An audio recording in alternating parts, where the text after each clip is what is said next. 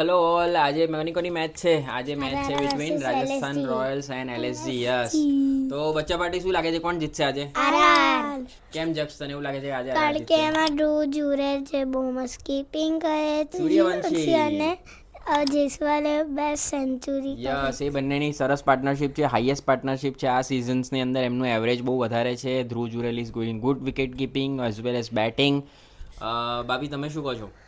અને બે મેન છે, જોફ્રા આર્ચર અને રવિ બિશ્નોઈ. હા યસ, જોફ્રા આર્ચર પહેલા બોલમાં વિકેટ કાઢી છે સૌથી વધારે. પાવર પ્લેમાં બી સૌથી વધારે વિકેટ કાઢવામાં રાજસ્થાન રોયલ્સ આગળ છે.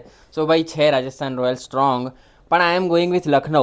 કેમ? કારણ કે આજે મેચ લખનઉની અંદર છે. લખનઉની પણ બોલિંગ સારી છે.